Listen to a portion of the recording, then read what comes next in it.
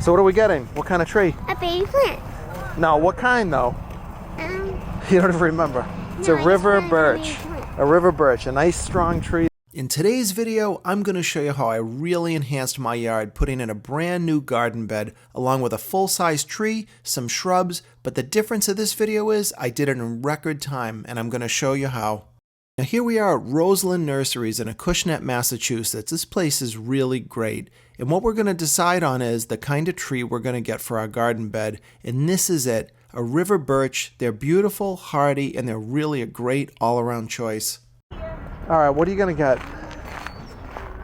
But wait a minute, do you understand that none of these are going to make it in your room? These are all outdoor plants. What do you mean?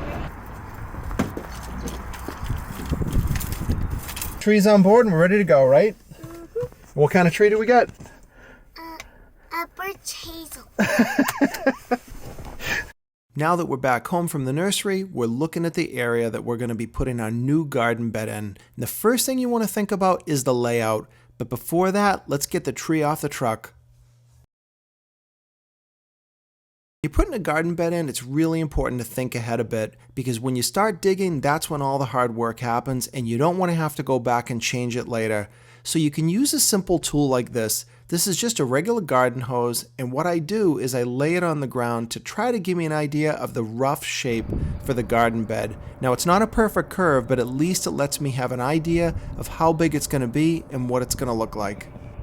You could just use the hose the way it is, or you could put flags on the ground, but I like to use this. This is a special kind of paint called marking paint, and this is going to allow me to spray paint the outline for my garden bed. And I like this because unlike the hose, it doesn't get in the way, and I can trace my shovel as I cut into the ground very precisely.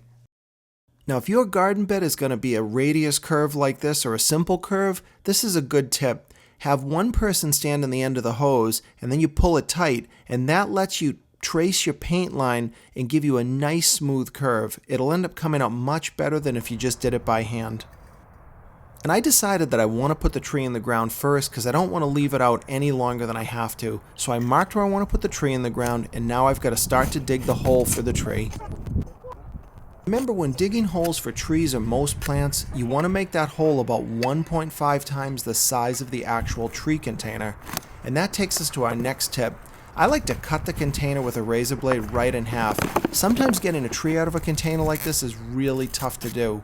And here I'm using that same razor to actually cut into the roots. And this isn't as destructive as it seems. In fact, that's going to help those roots spread out and grow once it's in the ground. Now as I'm placing that tree in the ground, you want to spend some time because you can rotate the tree now and you can move it, and you only get one chance to do this. And here I'm stepping back and looking at it, and I'm pretty happy with the way it ended up, so now I can start to backfill with soil. And if your soil is very poor, you can go ahead and add some topsoil to this, but in my case, the soil was okay here, and I think the tree's going to do just fine. And here's the finished result. It looks pretty good, but this project's got a long way to go because I've got to get rid of all that grass. And don't forget to give your tree a good watering after it's in the ground. Now we do have some real work ahead of us. I've got to remove all this grass from the remaining bed, but with the tree in the ground, the pressure's off a little bit because if I didn't want to do this all at once, I could actually stretch this out over a few days or even a week. But in my case, I wanted to get this done really quick.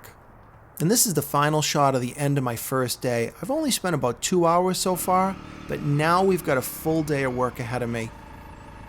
Now I'm using my Kubota because I need to get all that grass out, but obviously if you don't have an ATV like this or your property's a lot smaller, just use a wheelbarrow, a cart, or anything that's going to allow you to easily move that grass. This part of the job can really be daunting to people. This is a big bed. For the most part, I'm working by myself, and there's a lot of grass to remove. So let me give you some tips that can make this a lot easier. And here I'm loading up my first run of all this grass that I've got to get rid of. And that brings me to my next tip. You need to think about what you're going to do with all that grass when you remove it. Now I'm lucky here. I have my own little personal sort of dump that I can throw all this stuff. But if you don't have this, you can either use that grass somewhere else in your yard. Sometimes a neighbor will take it or dispose of it legally. But you want to plan ahead because you do have to get rid of it. Now before you panic about getting rid of all that grass, my next tip should really help. Don't use a pickaxe to get rid of grass. I see people do it and it just makes such a mess and it makes thousands of pieces of grass that you have to get up. If you notice here, what I'm doing is I'm cutting the grass up into small squares. Now this is handy if you're going to use it elsewhere because it makes it really easy to plant. But the reason I'm doing this is because I know the size of the grass that I can lift. So I cut the pieces just like cutting a cake into something that I know I can lift up and that my back's not going to blow out on. And this makes it much cleaner because I jam the shovel underneath, I pry up a little bit, and that piece will just pop up. And now I can throw it in my wheelbarrow, ATV, or whatever you're going to use to get rid of it. And here's another angle just to show you how I do it. I jam that shovel in and cut the slices, then I go underneath to lift it up. And they come up really easily, and this technique just worked.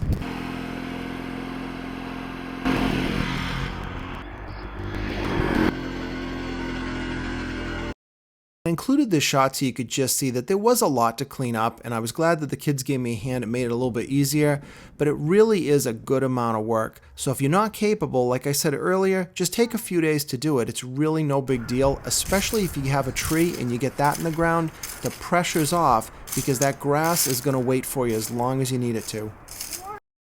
Here is that final piece of grass. Now I gotta admit, I was about ready to die by the time I picked this thing up, but I was so determined to get this done. And here's a finished result. Doesn't look that amazing right now, but all that grass is gone. It's mostly level, and it's ready for the next step. Here's my old friend, the Level-On. If you've watched my other videos where I do a lot of lawn leveling and top dressing, you'll recognize this thing. It works really well, it knocks down the high spots, and it makes pretty quick work of making this whole area nice and flat, which I wanted to do before I really got into the next step, just to have this area totally ready to go. Higher up shot just gives you an idea of the size of the bed and the layout. We're not done at all yet because I'm going to put 3 shrubs in front of this river birch to give me a little bit more privacy, act like a hedge, and I think it'll just look a lot better.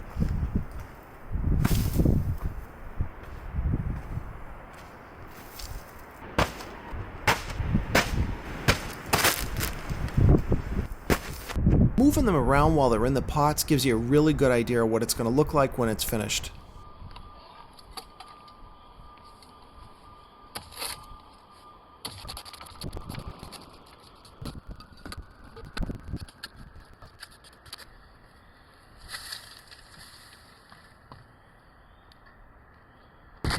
And for these 3 shrubs, I decided that I'm going to amend the soil a bit. This will help them get a good start, adds a little bit of compost and fertility to the soil, and it's never a bad idea.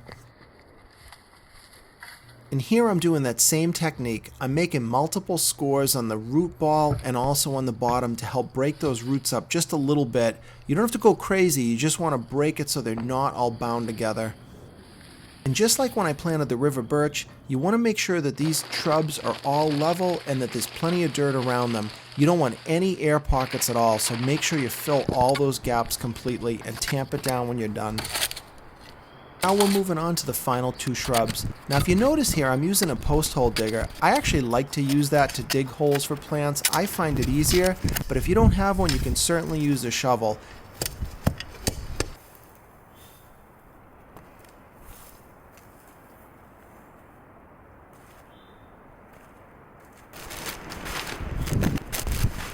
So I'm very pleased with the way this came out, and you've got to remember it's early spring, so there's no leaves on the tree, and there's nothing else in these beds, including like some things like flowers. So I'll do an updated video later in the season, but this is a project that anybody can do. You can take your time, work at your own pace, and you don't have to do this in 24 hours like I did, but I wanted to get the job done. So I hope this video was helpful to you, showed you a bed from beginning to end, and a little bit about planting trees and shrubs in your yard. So if you liked this video, please give me a thumbs up and subscribe if you're not already. Thanks for watching.